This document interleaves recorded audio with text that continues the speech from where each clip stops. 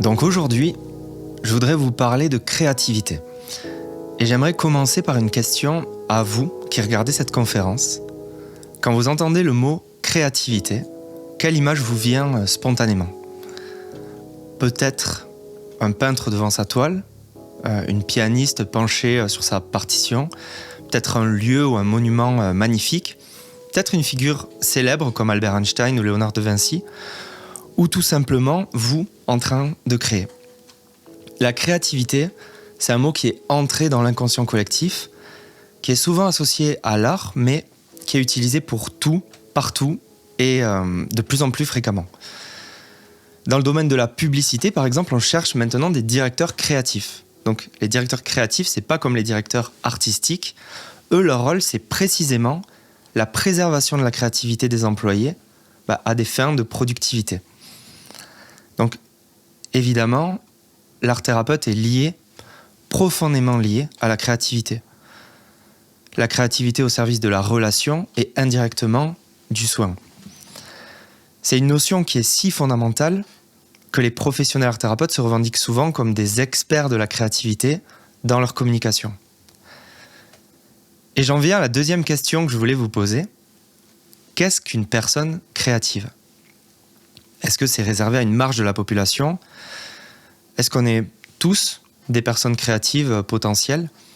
Est-ce que c'est un don ou à l'inverse, est-ce que c'est quelque chose d'assez banal qu'on peut atteindre avec du travail et une bonne méthode ? Dans cette conférence, moi ce que je vous propose, c'est de secouer un petit peu les idées reçues sur la créativité et de bien définir ce que signifie être créatif. On va voir comment la créativité n'est pas seulement l'apanage des artistes, mais une qualité inhérente à chacun d'entre nous, quelles que soient nos croyances ou notre potentiel, ce qui permettra de faire un pont avec l'approche art thérapeutique. Et on verra aussi qu'il ne suffit pas de se juger créatif pour l'être.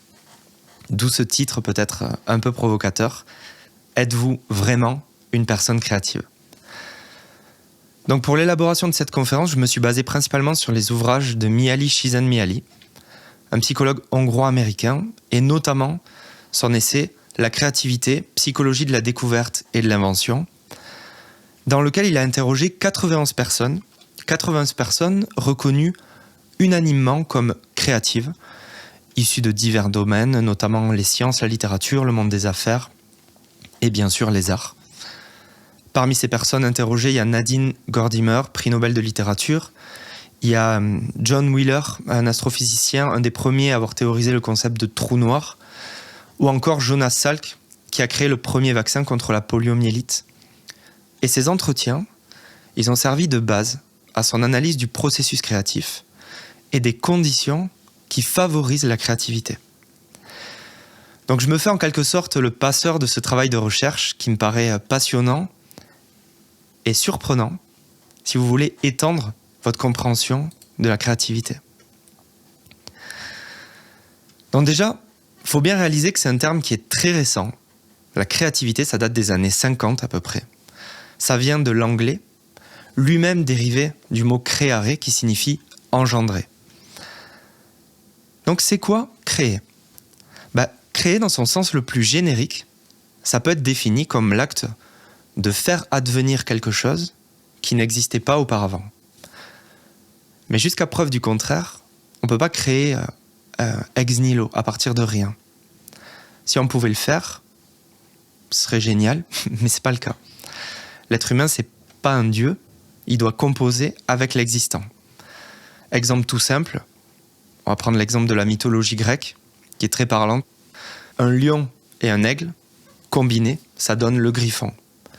Un cheval et un oiseau, combinés, ça donne la créature Pégase. Donc, créer, ce serait un procédé de décomposition et de recomposition de plusieurs éléments préexistants. Et donc, il y a l'idée d'une transformation.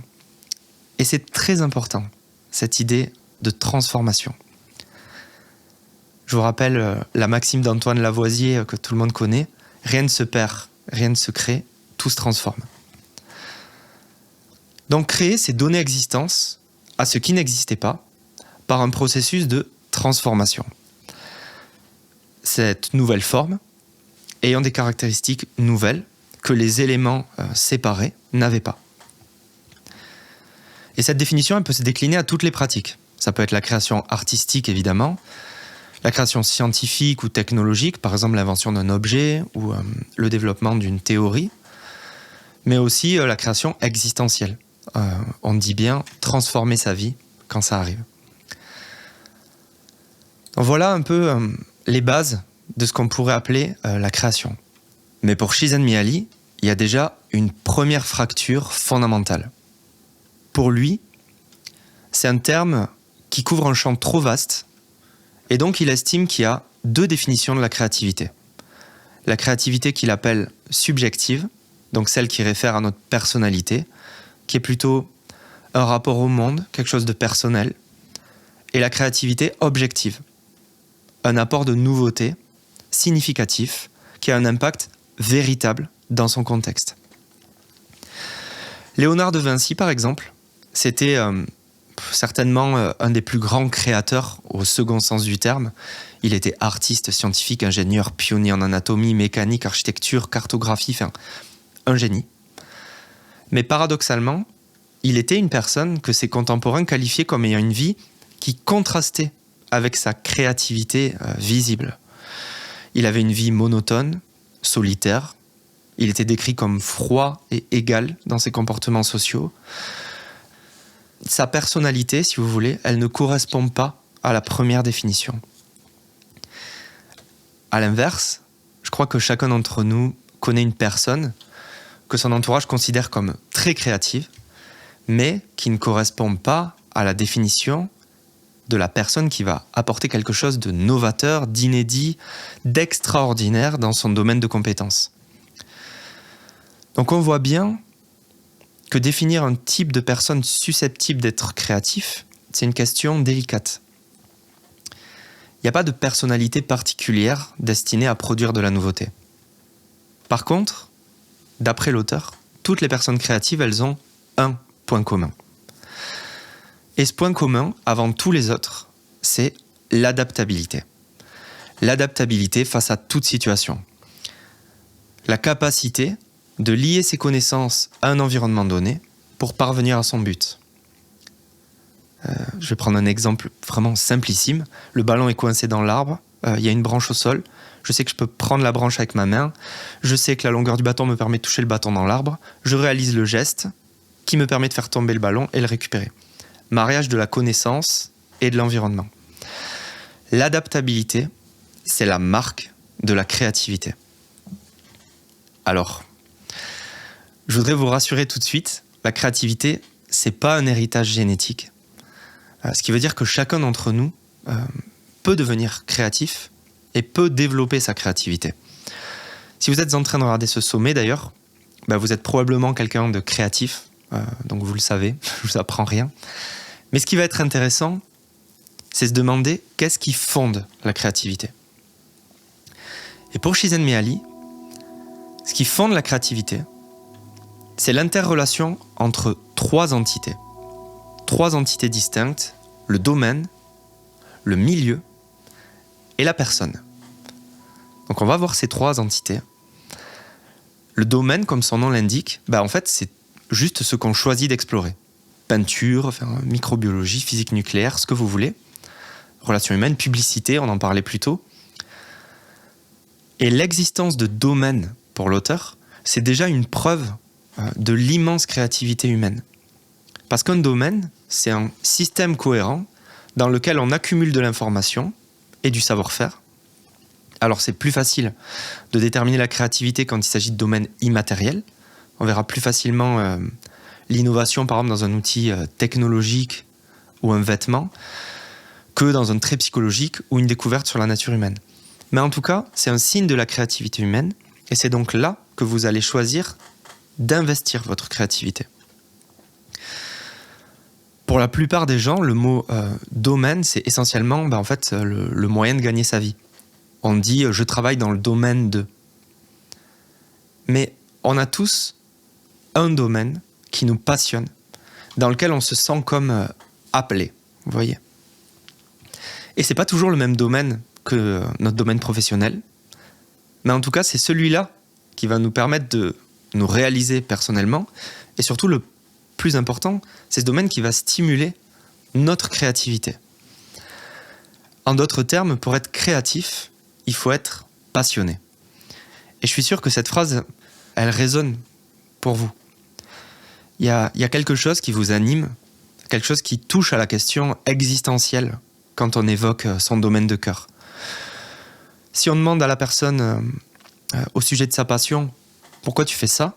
Elle répondra systématiquement avec le cœur, avec les tripes. Il y a le poète Giorgi Faludi qui est interrogé par l'auteur, et l'auteur lui demande pourquoi avoir choisi la poésie dès l'âge de 7 ans. Et il lui répond spontanément « parce que j'avais peur de mourir ». Et c'est une citation qui résume bien le truc, je trouve. Donc si on tisse ici un premier lien avec l'art-thérapie, on voit bien pour les personnes qui ont une affinité avec l'art qu'elles ont délaissé, bien à quel point renouer avec la passion peut réactiver des questionnements existentiels et donc agir dans des dimensions que le quotidien ne pouvait pas ou plus atteindre. La deuxième entité qui fonde la créativité, c'est le milieu. On est tous quelque part, parfois très loin géographiquement, matériellement, socialement, du domaine qui nous passionne et qu'on veut investir. C'est une histoire de hasard ou de destin, selon les croyances. Le milieu, en fait, c'est la condition de la reconnaissance de notre créativité. Même si c'est quelque chose qui peut être difficile à entendre, c'est par le milieu que nous sommes jugés et c'est lui que nous devons convaincre pour être considérés dans notre apport créatif. Il y a Stigler, un théoricien en économie, qui donne un témoignage à la fois dur et réaliste à ce sujet. Je cite « La reconnaissance n'est pas un droit, il faut la gagner. Par l'habileté de son exposé, la nouveauté de ses idées. Parfois, j'ai développé des sujets qui me semblaient prometteurs mais qui n'ont rien donné. Tant pis, tant mieux. C'est peut-être que je m'étais trompé car le jugement d'un seul homme ne peut valoir celui d'un collège des meilleurs spécialistes. » Fin de citation. Les milieux sont susceptibles d'influer sur le taux de créativité de 3 manières au moins. D'abord, logique, ils peuvent encourager ou pas l'innovation. Si la Renaissance, par exemple, a été aussi rayonnante à Florence et qu'on a eu des Raphaël, des De Vinci, des Botticelli, c'est parce que les mécènes réclamaient de la nouveauté aux artistes et ont été les premiers à donner les moyens matériels, concrets de créer. Aux États-Unis, par exemple, on s'efforce d'être proactif et d'encourager la créativité scientifique. La Silicon Valley, c'est considéré comme un paradis créatif pour ceux qui s'intéressent à la technologie. Et c'est là-bas qu'on a eu les ordinateurs, la popularisation d'Internet, les smartphones, etc. Ensuite, le milieu peut influer sur le taux d'innovation. Sur le taux d'innovation en se montrant plus ou moins sélectif. De nos jours, il y a des milieux qui veulent rester élitistes, qui s'assoient sur des connaissances passées, et donc qui se mettent en danger, en fait, par refus de la nouveauté. Par exemple, certains milieux académiques. À l'inverse, il y en a d'autres qui veulent à tout prix se gaver d'innovation, innovations qui, du coup, sont mal assimilées et qui empêchent une évolution cohérente. Comme on peut voir certaines entreprises qui cumulent les services et qui finissent par perdre leur identité créative. Enfin, donc la troisième chose, les milieux, ils peuvent favoriser l'innovation s'ils sont en lien avec les attentes de la société et s'ils parviennent à obtenir un soutien du domaine. Exemple, le sommet d'art-thérapie que vous regardez en ce moment, il correspond à cette démarche. Réunir les acteurs d'un milieu au service d'une meilleure connaissance du domaine, ça ouvre la voie à davantage d'initiatives créatives. On arrive à la troisième entité, qui est la contribution personnelle. Donc c'est évidemment vous, l'individu qui génère de la nouveauté au cœur de tout ça. La plupart des chercheurs, ils limitent leur étude à la personne créative, en croyant qu'il suffit de comprendre le fonctionnement d'un esprit pour découvrir la clé de la créativité. Csikszentmihalyi, il pense que c'est pas suffisant.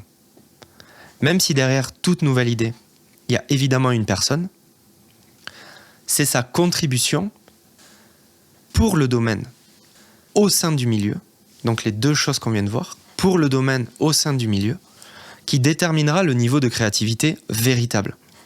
D'où le facteur chance qu'il faut aussi prendre en compte.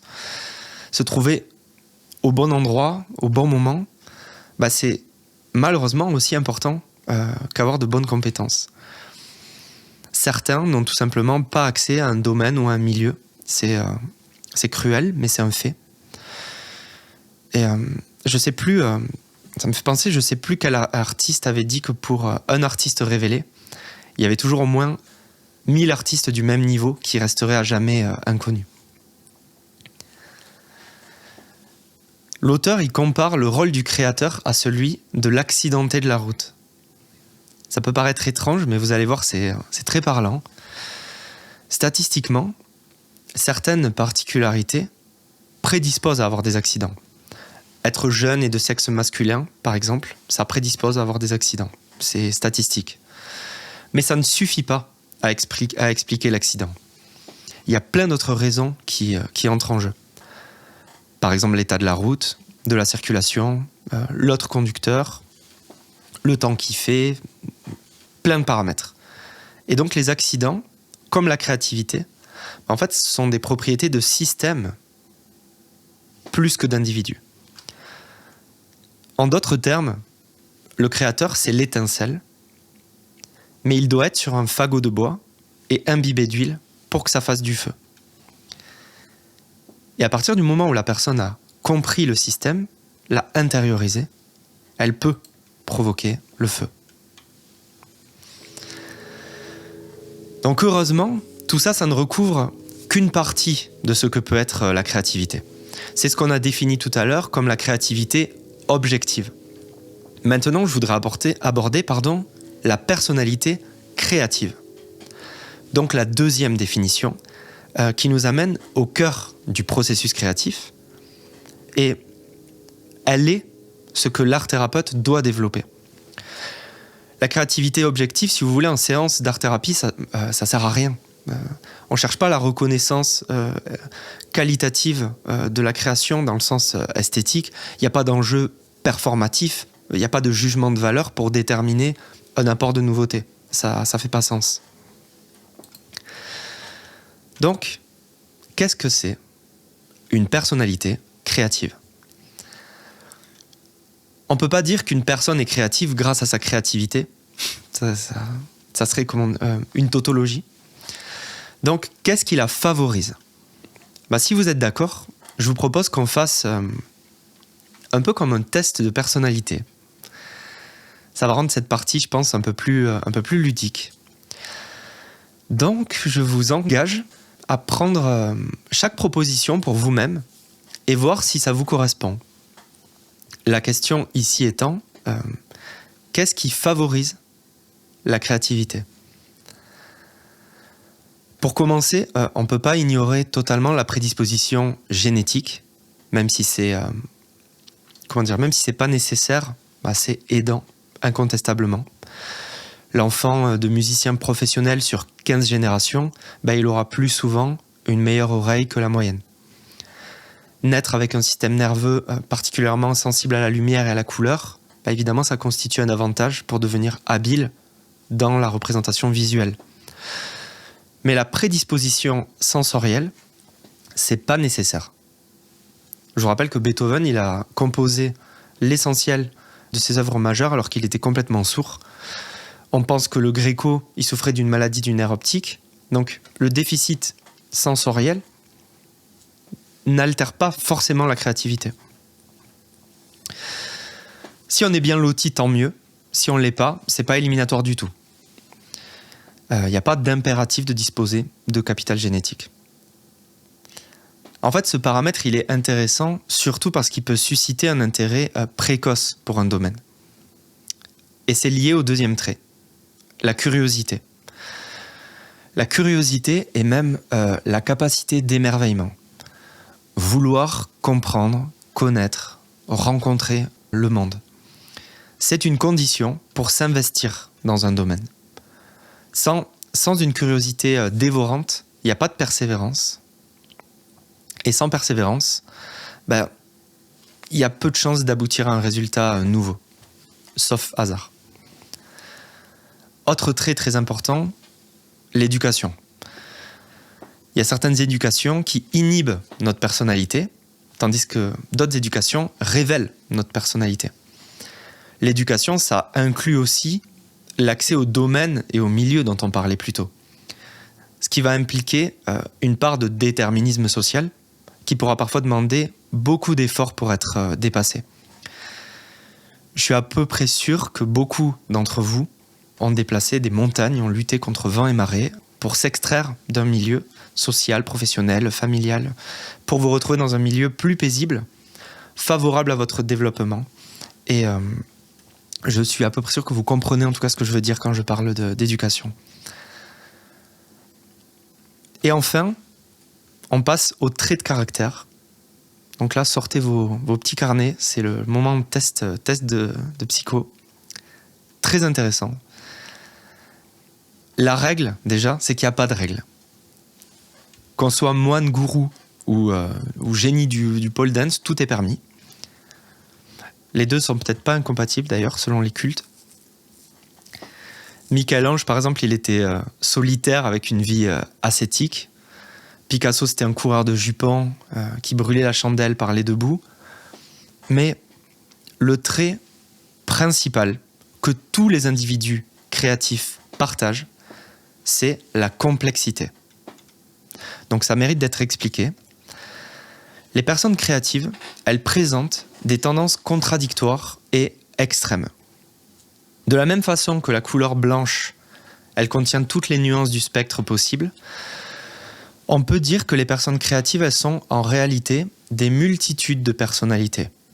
Pas au sens psychopathologique du terme, je ne parle pas de troubles de la personnalité référencés dans le DSM-5, quoique parfois ça arrive aussi, mais je parle de tendances contradictoires.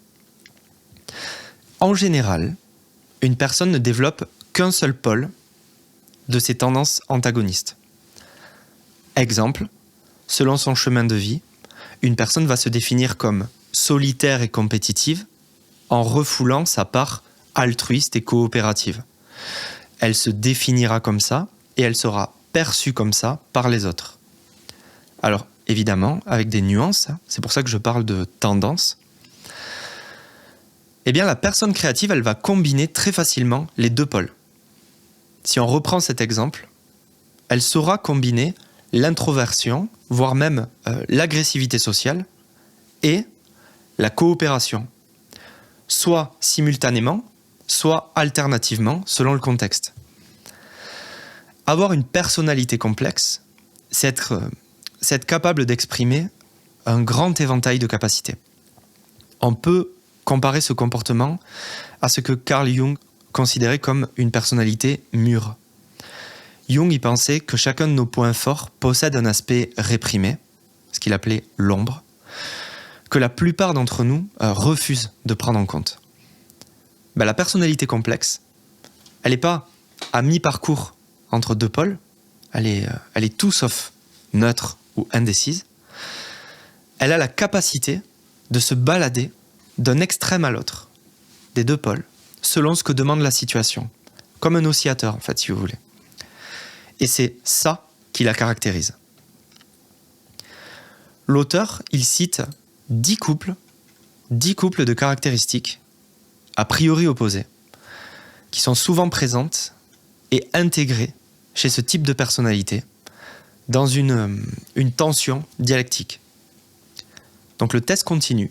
N'hésitez pas à observer si vous vous retrouvez là-dedans. On va les faire dans l'ordre.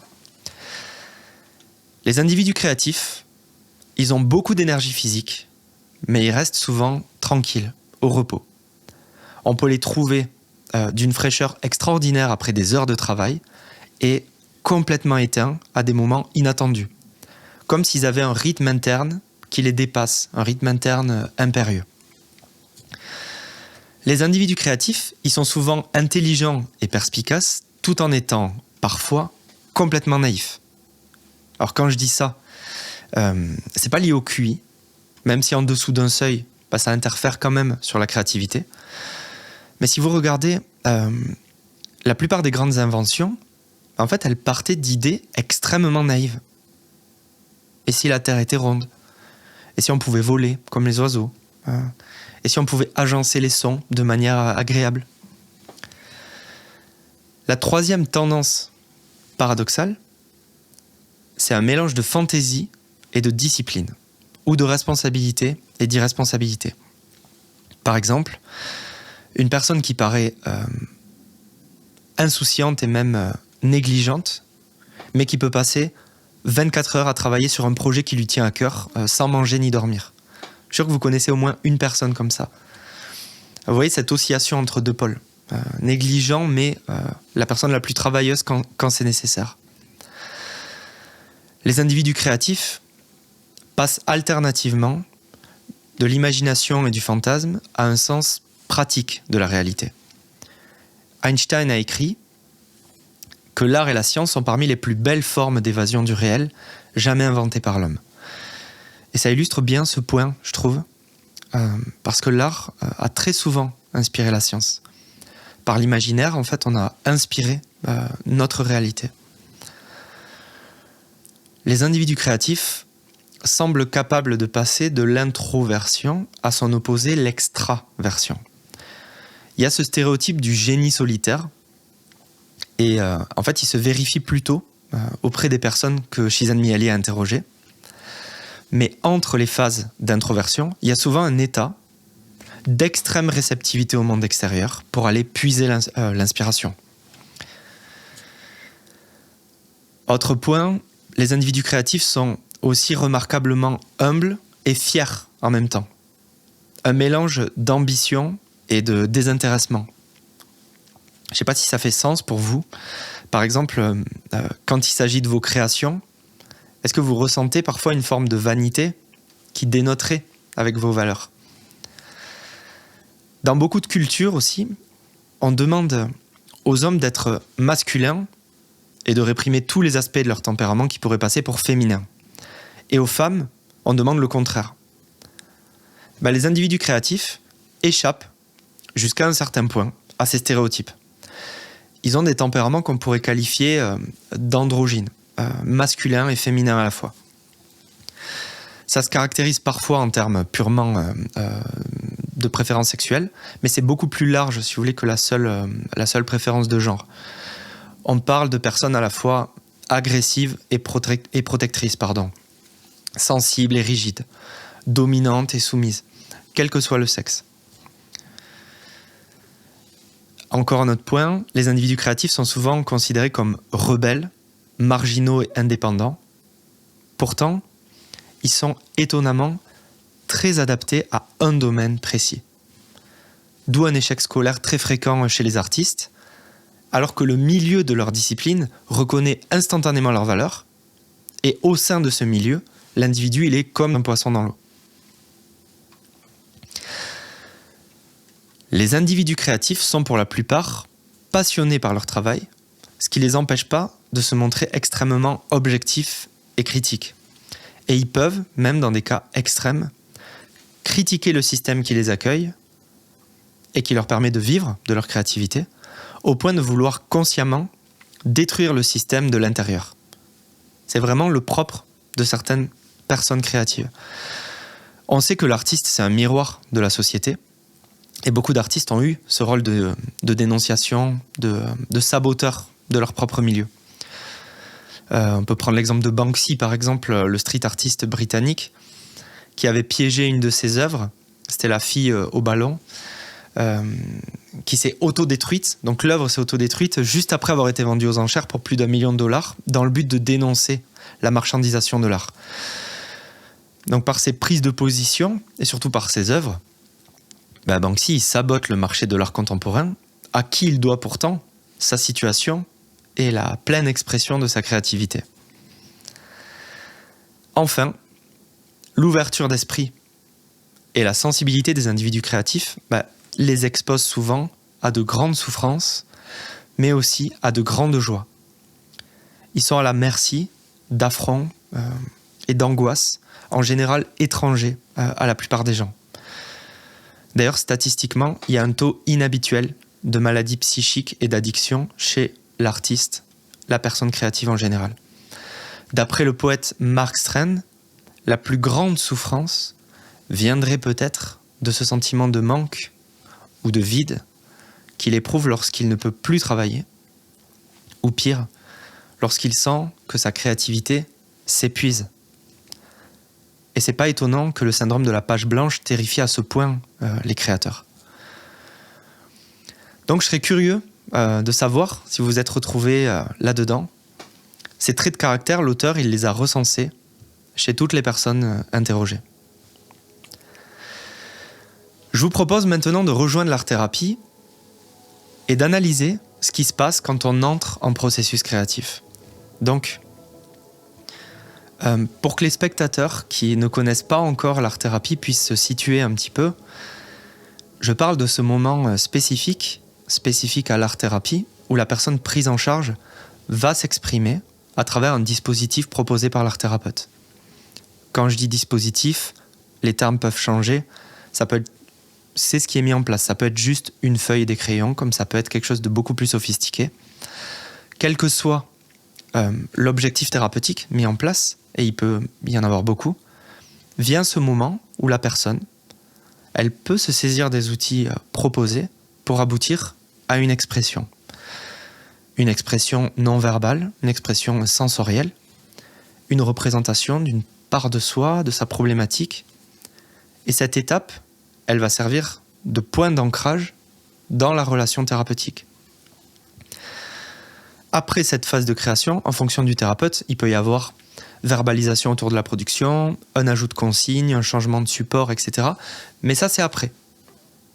Moi, je voulais simplement situer, parce que ce dont je veux parler là, c'est vraiment de la phase de création.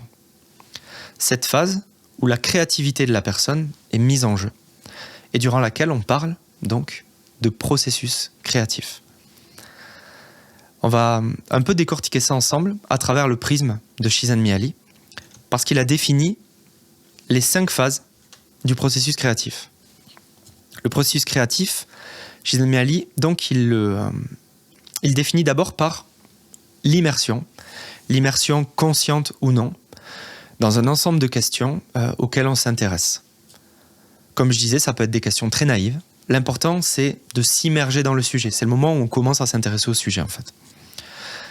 L'incubation, on y reviendra, mais c'est la période dans laquelle les idées bouillonnent à petit feu. C'est là que des connexions et des synthèses inhabituelles commencent à se produire. La 3e phase, c'est l'idée. C'est le moment où on dit « Eureka ». C'est là que les pièces du puzzle, si vous voulez, d'un coup, elles commencent à mettre en place quelque chose de cohérent. La 4e phase, c'est l'évaluation.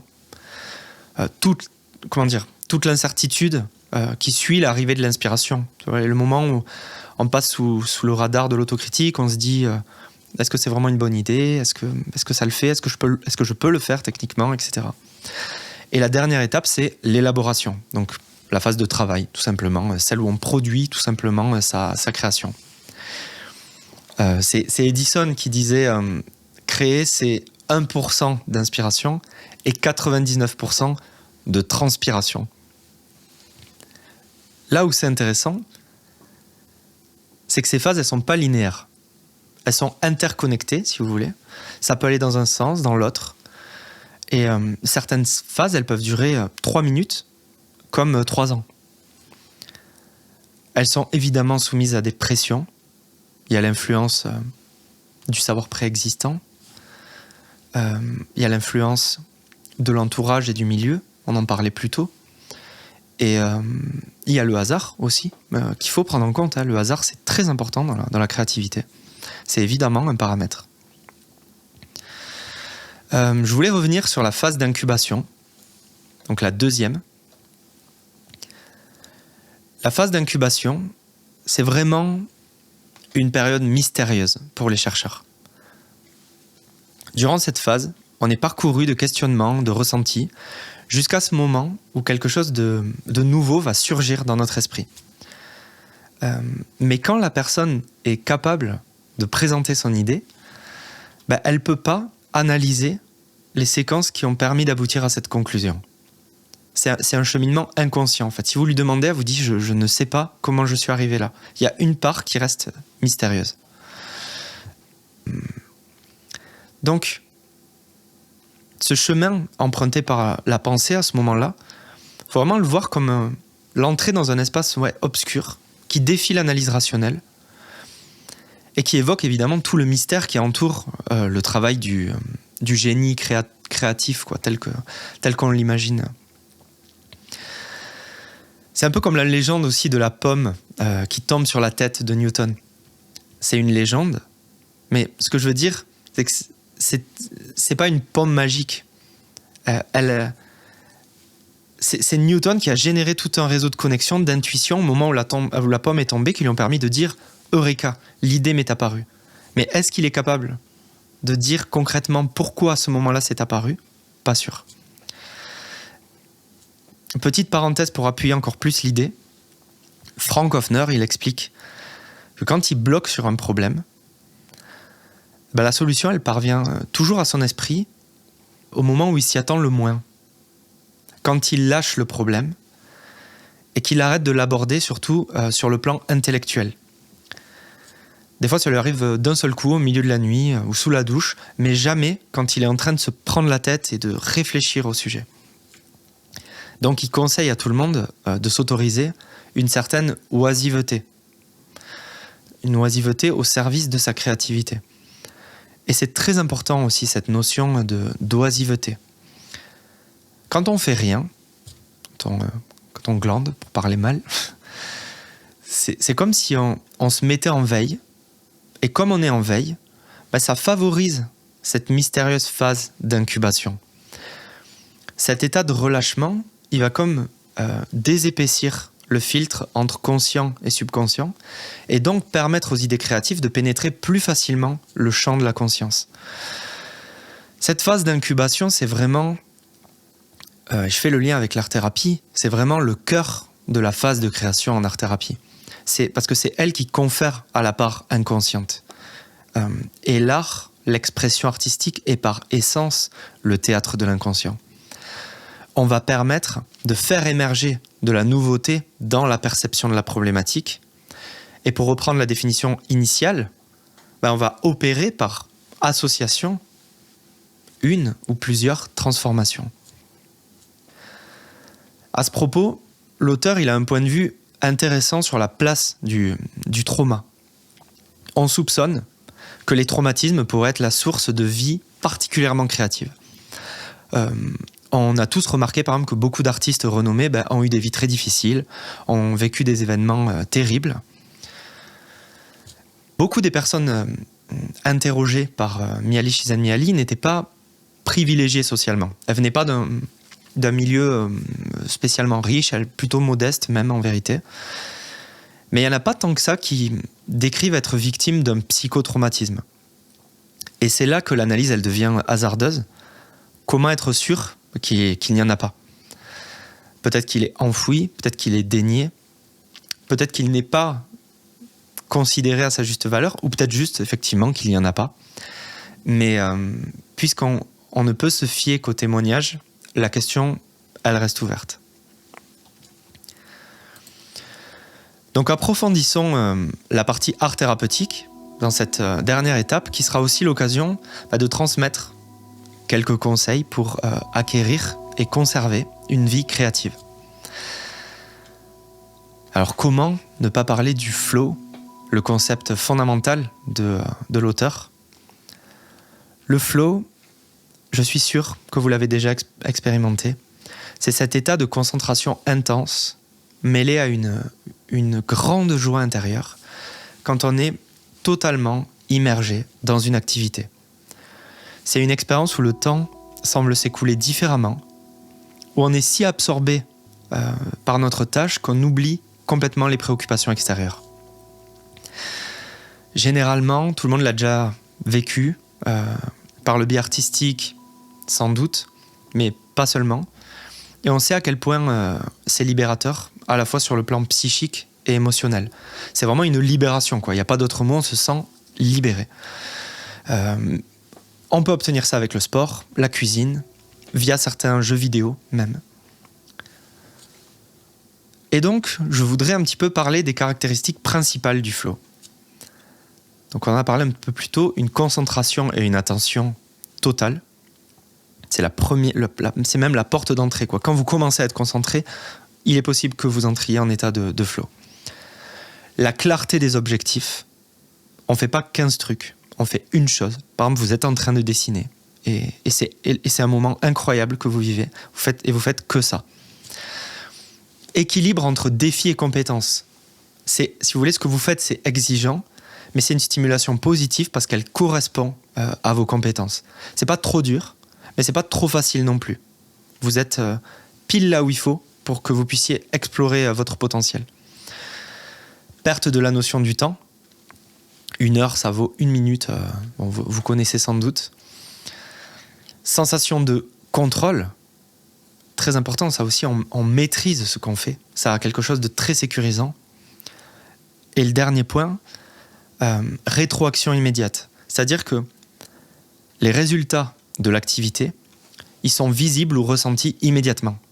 Et du coup, ça renforce votre motivation. Vous voyez, c'est comme si vous aviez un feedback constant, quoi. On imagine bien, voilà, votre trait, vous regardez votre trait, est-ce qu'il vous plaît, est-ce que vous en rajoutez un, est-ce que vous en rajoutez un autre, pour continuer sur cette image de la peinture. Dans les moments de flow, c'est véritablement la créativité qui se déploie et qui s'entraîne comme un muscle. Donc, c'est souhaitable en art-thérapie.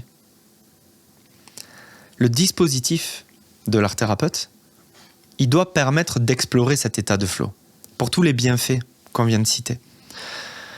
Et ça passe par une connaissance des compétences de la personne prise en charge, de ses attentes et de la pertinence des médiations proposées.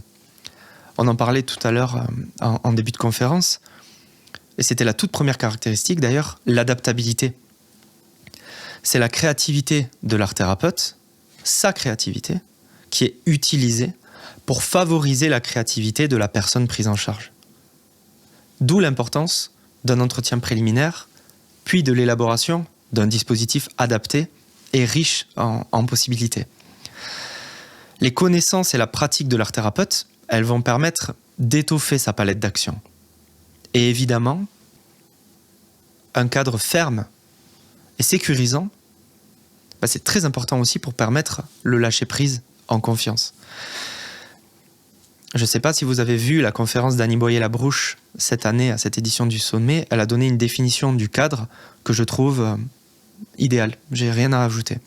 N'hésitez pas à aller l'écouter. Pour illustrer ça, je voudrais vous partager un exemple de séance atypique que j'ai eu l'occasion de proposer à une patiente et à son compagnon et qui a été un vrai challenge sur le plan de la créativité. J'exerce en hôpital de jour auprès de patients identifiés soins palliatifs. Et la patiente, que nous appellerons Lisa, était donc en fin de vie d'une 50aine d'années, marquée par un déficit progressif au niveau cognitif et moteur. Et elle était mélomane. Elle adorait la musique. Et son compagnon était musicien. Guitariste amateur, mais bon guitariste et guitariste passionné. Jusque-là, nous utilisions les arts plastiques. Nous en étions à notre 5e rencontre. Parfois, Lisa venait seule, parfois accompagnée de son compagnon, pour des séances à 2. Les objectifs thérapeutiques, c'était la prise en charge de l'anxiété avec des épisodes d'angoisse de mort de plus en plus fréquents. Jusque-là, elle verbalisait que les séances lui faisaient du bien. Voilà un peu pour le tableau. Et ce jour-là, elle s'est présentée à moi avec une demande spécifique. Son état s'était dégradé. Elle savait qu'elle vivait vraiment ces dernières semaines, voire ces derniers jours. Et elle m'a dit, un de mes plus grands regrets, c'est de partir sans avoir pu jouer de la musique avec mon compagnon. qu'on fasse un jam, quoi, une improvisation. Et au fil de la conversation, j'ai constaté qu'elle plaçait une grande charge symbolique dans cet acte d'union artistique avec son mari. Mais dans son discours, elle disait c'est trop tard, quoi. Je le dis, mais en sachant que c'est pas possible. Donc à la fin de l'entretien, après concertation avec l'équipe, je lui ai demandé si elle était d'accord pour que je réfléchisse à un moyen que ça puisse se faire, ce partage. Puisque ça semblait vraiment important pour elle. Et la réponse a été un grand oui. Et de là, j'ai donc réfléchi à un dispositif qui respecterait les possibilités de Lisa, qui n'est pas musicienne, et que la maladie diminue sur plusieurs plans, tout en permettant un champ d'expression le plus vaste possible pour répondre à ce nouvel objectif thérapeutique de réalisation personnelle. Pour faire simple, on a réalisé des enregistrements audio et une sélection de sons avec le couple qui ont été échantillonnés, samplés si vous préférez pour les puristes. Donc on a récupéré ces sons enregistrés, on les a placés sur chaque note d'un synthétiseur MIDI. Ils étaient pensés évidemment par rapport à la tonalité qu'on avait choisie. Puis j'ai découvert le Makey Makey. Alors le Makey Makey, j'en parle tout le temps, c'est un outil génial en fait. C'est un outil électronique fait de petites pinces qui permet de faire de la musique avec n'importe quel objet. C'est-à-dire vous pincez l'objet et à partir du moment où vous émettez une vibration sur cet objet, ça envoie un signal MIDI à votre ordinateur et ce signal MIDI, vous pouvez lui assigner n'importe quel son. Donc à chaque fois qu'il y a le signal MIDI, si vous voulez qu'il y ait un son de cloche, il y aura un son de cloche.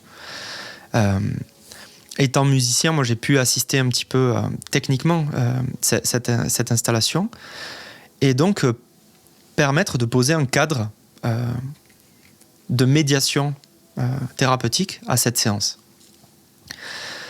Donc la fin de ce suivi, ça a donc migré vers cette médiation artistique inattendue, durant laquelle le couple a pu improviser ensemble pendant plus d'1 heure via cette installation.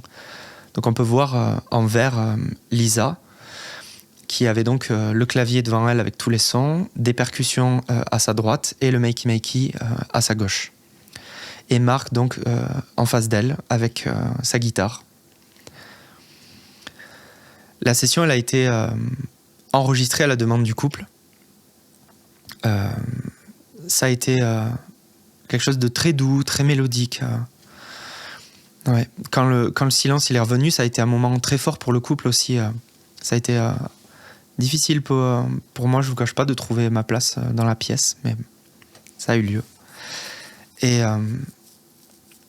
donc, quelques jours après cet enregistrement, Lisa est décédée.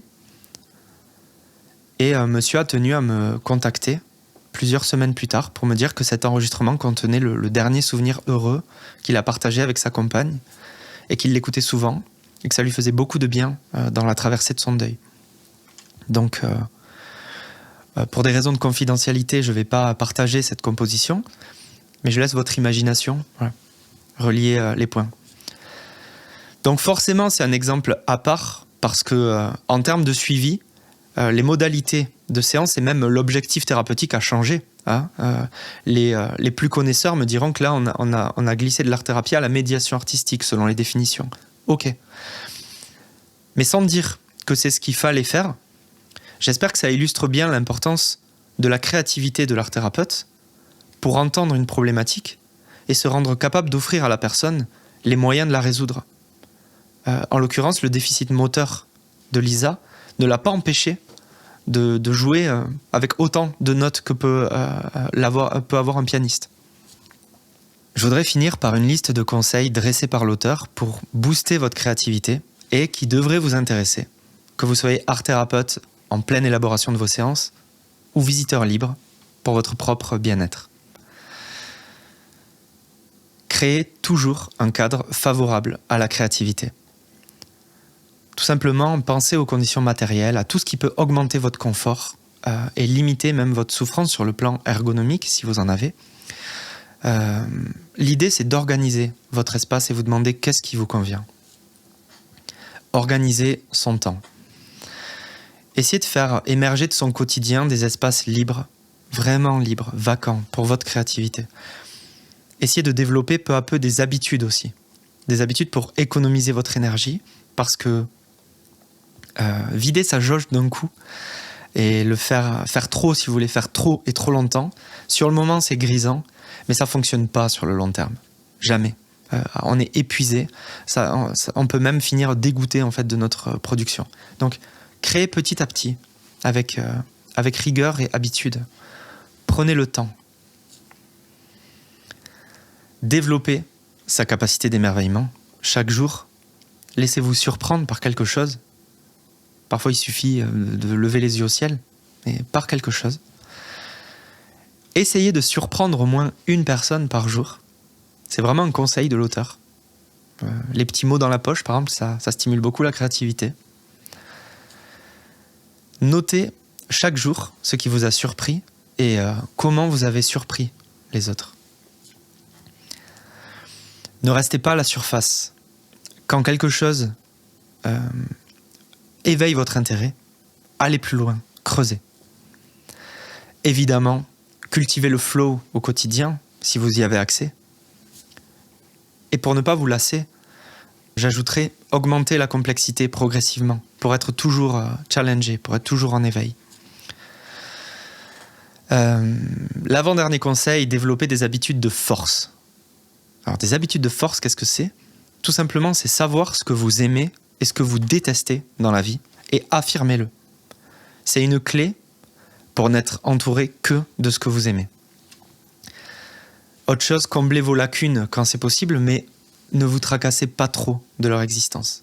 Renforcez plutôt le positif. Et enfin, ça va avec, prioriser. Vous avez plus à gagner à prioriser les domaines dans lesquels vous êtes compétent et qui vous animent et qui vous rendent heureux. Donc ça peut paraître un peu directif tout ça, mais s'il vous plaît, ne tirez pas sur le messager. Je ne fais que propager la bonne parole de Csikszentmihalyi. D'ailleurs, il a même signé la petite liste de conseils. Il est vraiment très sympa.